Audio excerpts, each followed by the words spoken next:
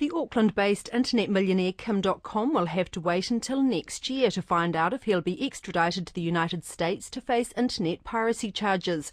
The Megaupload founder was to have had his case heard next month.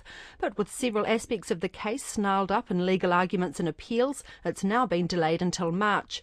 One of Mr Dotcom's lawyers, Willie Akel, says his client is disappointed at the delay, but it comes as no surprise.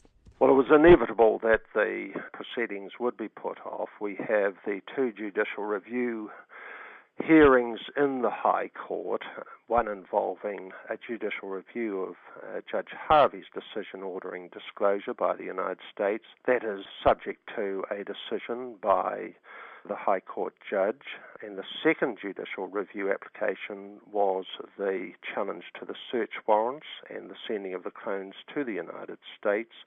There's a continued hearing on that, and there's also the potential or possibility for appeals from decisions to the Court of Appeal.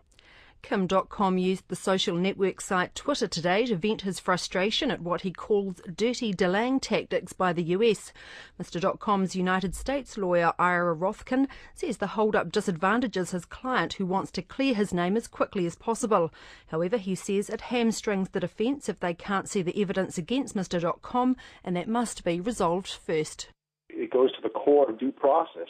How is one supposed to go ahead and defend in a fair manner against ambiguous and vague claims of secondary copyright infringement if one cannot see at least some evidence? The government is saying you can't see anything. You can't see any evidence at all. They're not even trying to provide some evidence.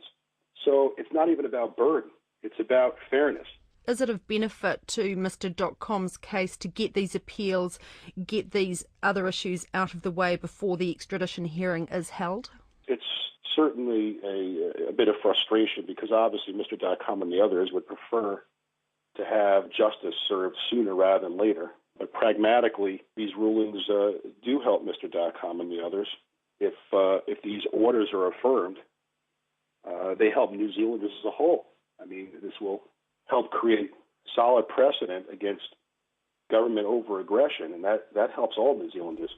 What are the implications for Mr Dotcom personally?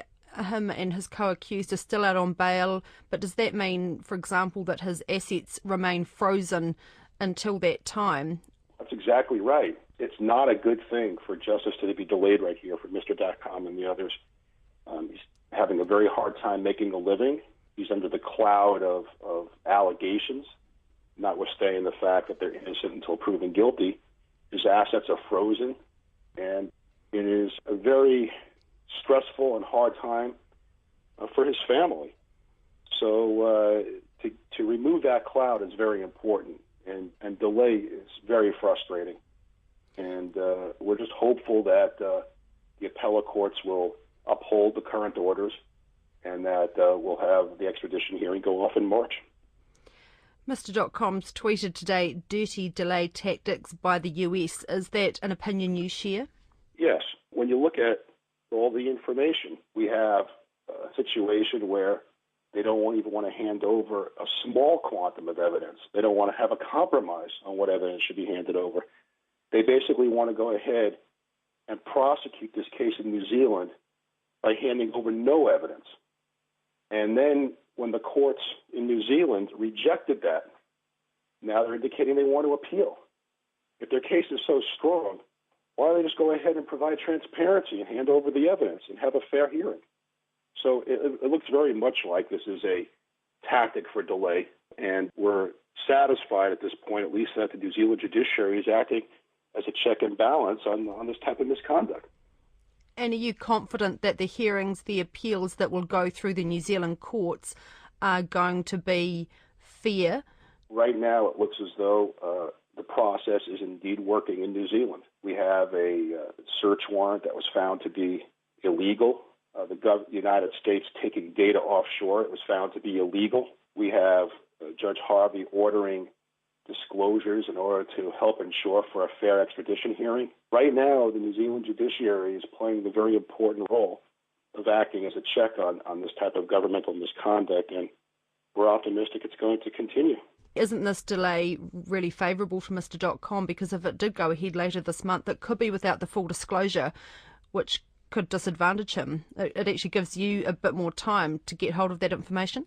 It's a disadvantage for Mr. Dotcom because in a situation where the government was acting appropriately, the government would honor the judiciary's rulings, they provide for fair disclosure, they wouldn't do an illegal search and seizure, and they would allow for a speedy hearing. But in picking the two evils, he's better off at this point to go through the process, get the disclosures, and present a robust defense at the hearing in March. That was Ira Rothken, the US lawyer for Kim Dotcom.